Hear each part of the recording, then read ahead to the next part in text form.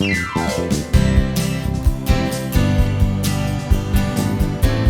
are connected, and you are listening to Specifically for Seniors, the podcast for those in the Remember When generation. Today's podcast is available everywhere you listen to podcasts and with video at Specifically for Seniors YouTube channel. Now, here's your host, Dr. Larry Barsh.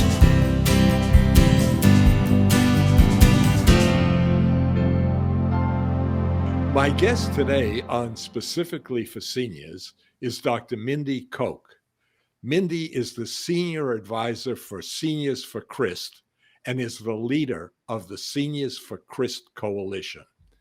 Mindy has served as elected precinct leader for the Palm Beach Democratic Executive Committee for more than 20 years and president of the Democratic Club of Boca Raton and Delray Beach. Mindy is recently retired from teaching. She and her family have lived in Florida since 1986. Welcome to Specifically for Seniors, Mindy. Thank you. Thank you. Thank you for having me. Oh, thank you for joining us.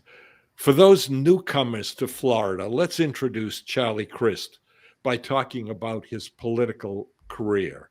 He began his political career as a Republican, right? Right. And then there was a hurricane in Florida, and Barack Obama came with pockets full of money to assist us in rebuilding parts of Florida that were affected by the hurricane. Charlie Crist, as the governor, was photographed hugging the President of the United States.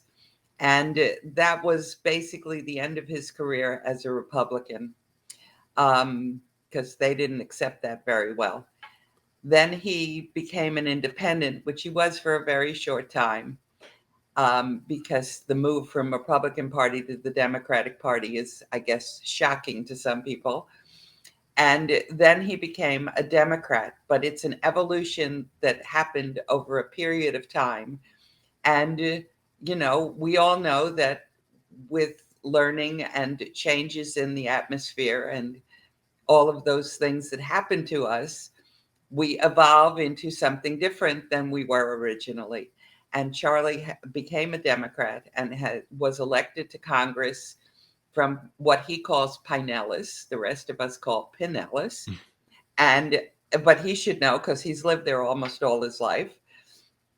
And has been a great asset in the Congress. He served 3 terms in the Congress of the United States as a Democrat and has voted with the Democrats almost 100% of the time. So, we're really glad we have him, and he's really become a stalwart supporter of Democrats, their issues, and where we stand nationally on all the things that affect Floridians. What is the Senior Outreach Program? So seniors make up such a large part of Florida that Congressman thought it was a very good idea to evaluate what's happening with seniors in Florida. And as a result, he has a plan. And if you go to charliecrist.com and go to the issues section, you can find that he wants, of course, what most Democrats have wanted since the Medicaid expansion became available, to expand Medicaid because many seniors need that support in the medical field. He wants to lower prescription drug costs, which thank goodness they just did in the United States Congress, which of course he voted for. But he also wants to give seniors in Florida a drug card, which they can show at a pharmacy, and maybe the costs will all go further, become further, more affordable. He wants to support safe and comfortable living in Florida. He also he has the endorsement of the Disability Caucus, the Democratic Disability Caucus, And he, of course, supports all the Floridians with disabilities and wants life to be much easier for them as we go down the road than it is today. He wants to make sure that our pensions are secure if we worked for the state retirement system. And he wants to roll back, which affects all of us tremendously, the voter suppression bills that have been passed here in Florida. And those are a few of the things he wants to do with seniors and for seniors when he gets elected. Can seniors become involved in this program in any way? Well, certainly so. We meet weekly with the Seniors for Crist.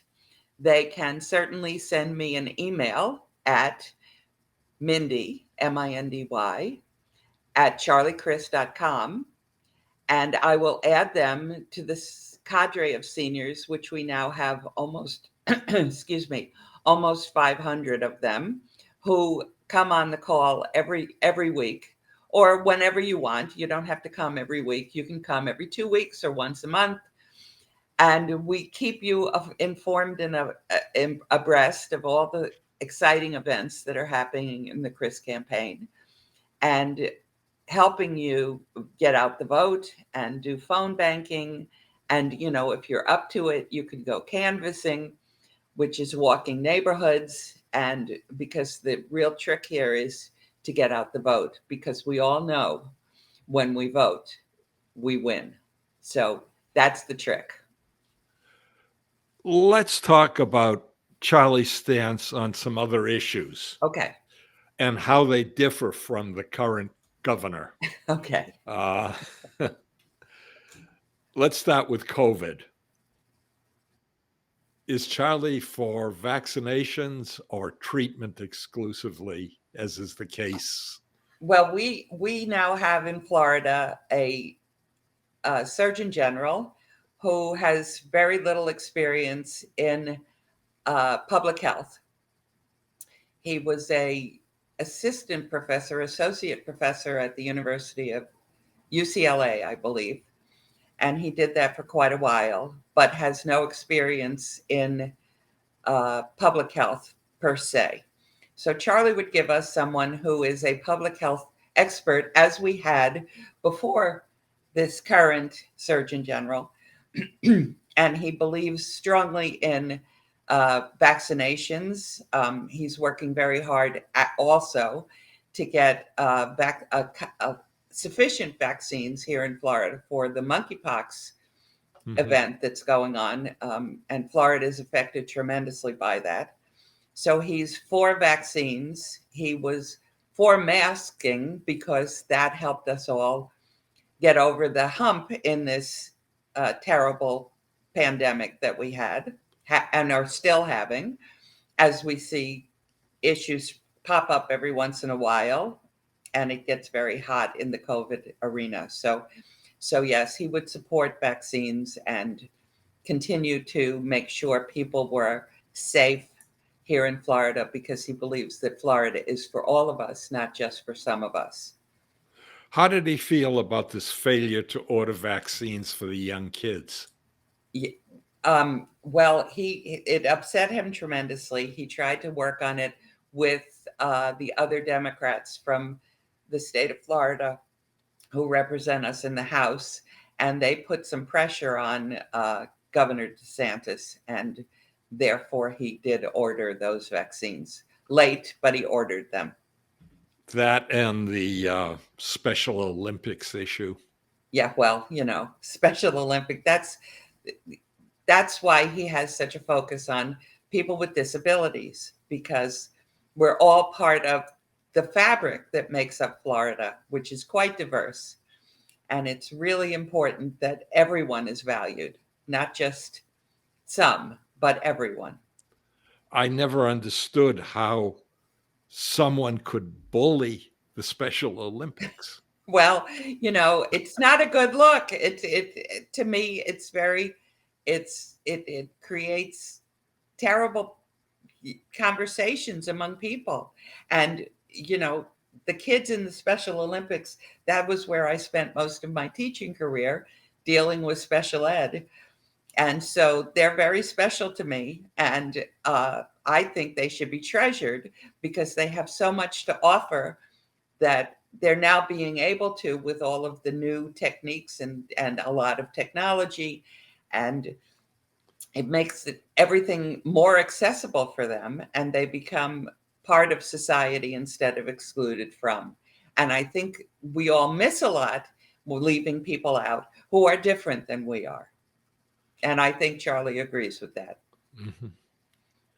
I am concerned that if the current governor gets reelected, that we're going to have open carry of guns. Mm-hmm. What is Charlie's position on gun reform, background checks, Well, magazine size? Right. He supports all of the things that Moms Demand and all of the gun action groups believe in. This is not an anomaly. The majority of Americans believe that there should be background checks. The majority of Americans believe there should be red flag laws. Florida is not, even though we think we're really the same as the rest of America, and we believe the same thing. And so it's really important, and he will work really hard. We need a Democratic legislature, but one of the things he's going to be able to do is veto bills that he disagrees with. And as long as we maintain what we in the business call a veto-proof minority, which is 44 House reps, I believe, then they will be able to uphold that veto. So it's really important to, think about our future as we go down the road. Do we really want people in Starbucks carrying an AK-47 with a magazine of 100 bullets? And so that's what they're going to try to do. And hopefully he'll be able to, the House will be able to sustain his veto. As long as we're talking about guns, a lot of listeners are grandparents, and they worry about their grandkids in schools and school safety. What's Charlie's plan for protecting our kids? Well, many, many, many districts in Florida counties in Florida have secured their school properties. For example, there's a camera at the outside door where you have to ring a bell, and people in the office want to see your ID. You have to put your ID up. And he would like to see that happen in all schools, in all counties in the state of Florida, to help secure the buildings. I know myself that, as a former teacher, it's very frightening to be on lockdown and doing all those and simulating, live shooter drills and all those things. But they say that's very helpful if your school is ever violated by someone like, has happened recently. Certainly Uvalde is a great example. And this is going to be very expensive. So, a lot of money will be going towards public schooling and making sure our kids are safe all the time when they're on school property. And it doesn't necessarily have to be additional police. It can be done by the school staff that's already there, but you need to have, in Palm Beach County, Broward County, Pinellas, they have gates around their schools, so you can't access the campus very easily. The school I worked at in Broward County had a locked gate. You couldn't even get your car on the campus. So you had to call the office and they would come and unlock the gate. Mm-hmm. So, it can be done. It has been done since, of course, the Stoneman Douglas tragedy here in South Florida. And now the goal is to do it statewide. As a teacher, how would you feel being armed, carrying a gun in a school? You know, I would be very unhappy if they asked me to carry a gun because I would probably shoot my foot instead of the guy who's coming through the door. Um, Although you never know, but I have never fired a gun in my life, so I would not know what it would be like because they tell me that if you go like this with a gun, you better be willing to go like this Mhm. immediately. So I don't know that I could think that way because my job is to protect children. So and they when I taught, they were my children. So that's the way I would feel about that. Also, as a teacher, how do you feel about banning books? Yeah, banning books is the worst thing that I think I've ever heard of. This was something they did in Europe in the 1930s. Um, there is nothing wrong with learning about different people, different cultures, different styles, different origins. We're all immigrants unless we're Native Americans.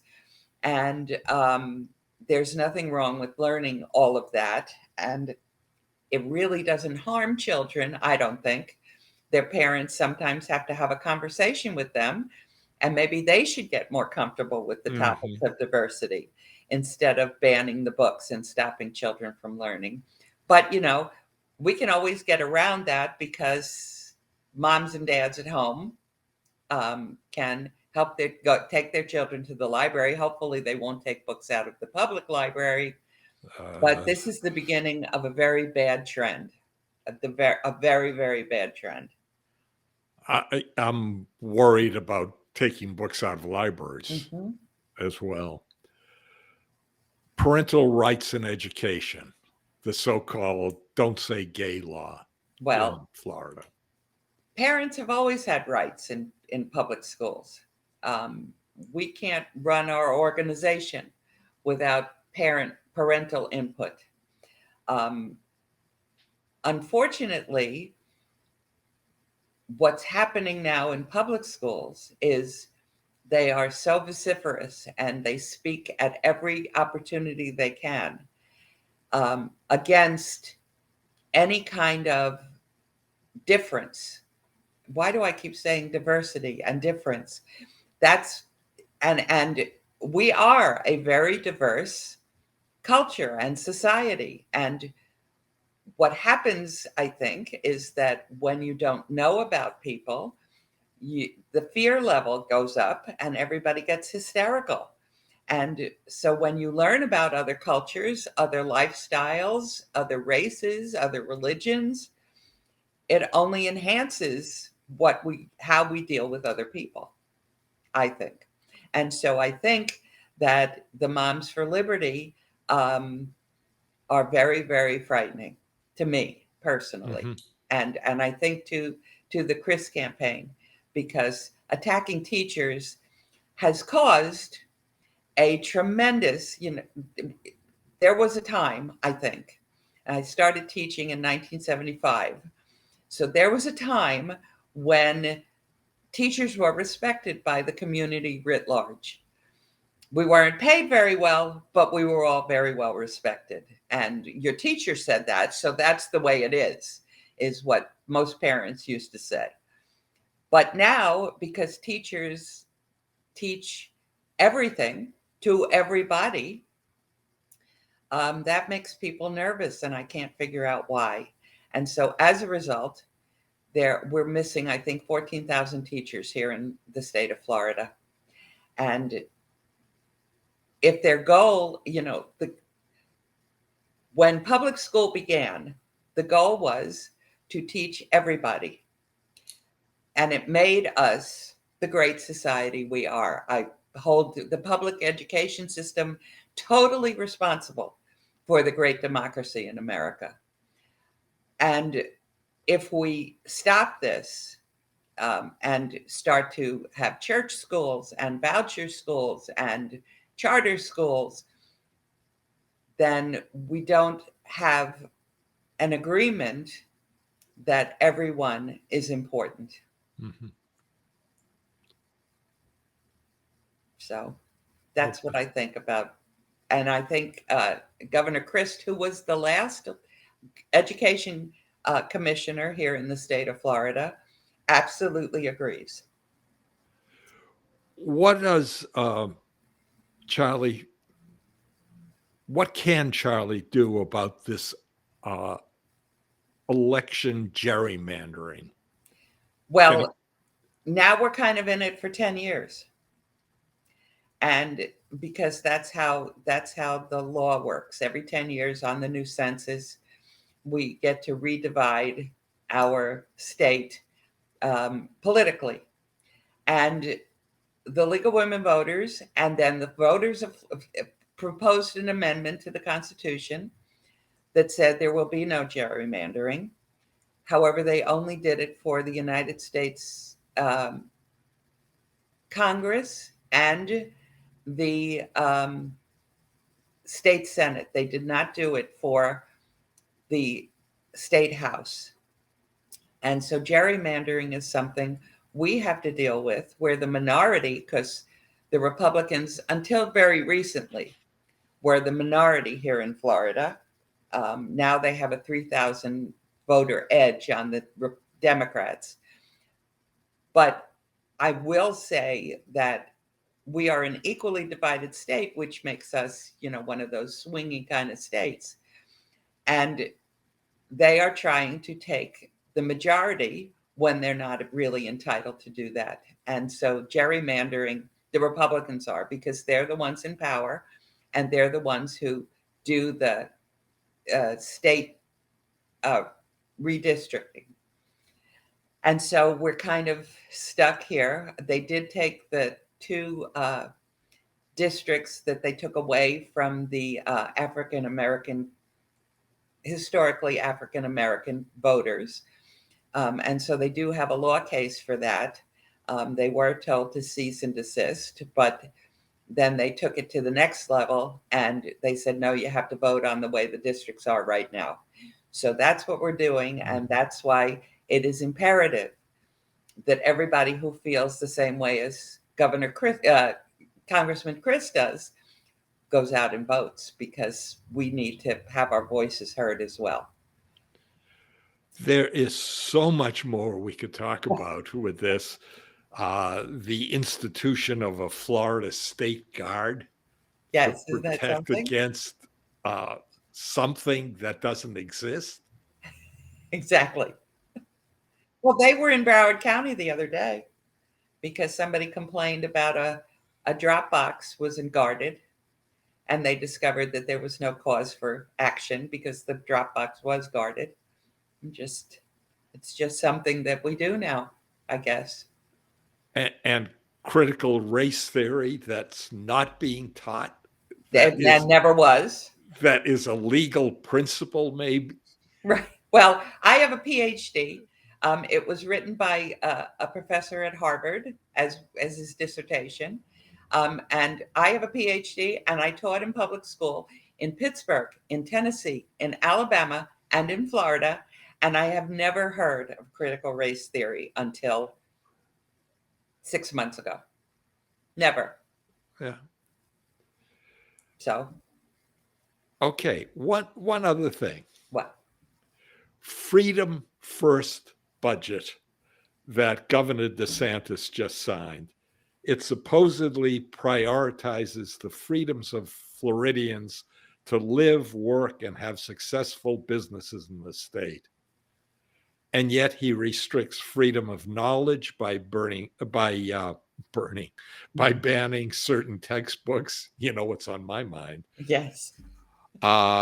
Freedom of LGBTQ kids to define and express themselves, threatening the Special Olympics if they mandated vaccination, anti-riot law, which is really an anti-protest law, mandating women to carry unwanted pregnancies, gerrymandering. How is this freedom? Well, it's freedom for certain people. And that became up close and personal and in your face when he suspended State Attorney Andrew Warren, a duly elected state attorney, because he didn't agree with him. And he's waging war on free speech.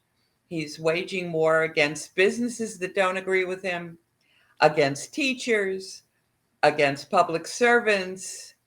The Florida House passed a bill against public rallies, like you said, except, if it had been Democrats in front of the Mar-a-Lago this week, they would have all been arrested. But it was, the cadre of Trump demonstrators, and they were left alone, and they blocked all the streets.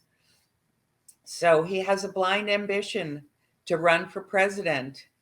And very often he's doing it at the expense of our democracy and our freedom. And Charlie is, absolutely against all of this. So the very first thing he's going to do when he gets in office is sign an executive order that secures women's right to abortion. That's the very first thing at, 12:01. Well, not actually 3:00 in the afternoon, probably after he's sworn in on January 3rd. And he'll help us do some stuff for affordable housing. And, the insurance industry is going to be dead in Florida if somebody doesn't take action. Right. So. Is there any way, any events where my listeners can meet Charlie in person? Well, I would suggest to you that you stay tuned. Mindy at charliecrist.com, and I will add you to my list because we inform everybody. We know where he's going to be a week in advance. He was just in Palm Beach County, and we did a rally on Okeechobee Boulevard, and there were 40 people in the room, and it was very exciting. And Charlie was up close and personal with all those folks for about 45 minutes. That's unheard of. So, stay in touch with me, and I will, and you will know where he is and what he's doing. And you can follow him around the state where he's going all the time. He's never in the same place for more than, I was shocked that he stayed with us for 45 minutes yesterday. So, he I think he's going to Polk coming up, and he spent some time up in the Panhandle in Bay County and Leon and Alachua up that way. And, because every voter in Florida is important, and he wants to meet everybody. So, Mindy, thanks so much for coming on specifically for seniors. This has been an enlightening, informative discussion. Good luck in the primary. Good luck in the election. And to our listeners, vote. Vote. Democracy matters. Choice matters. Elections matter. Mindy, thanks. It's been great. Thanks, Larry.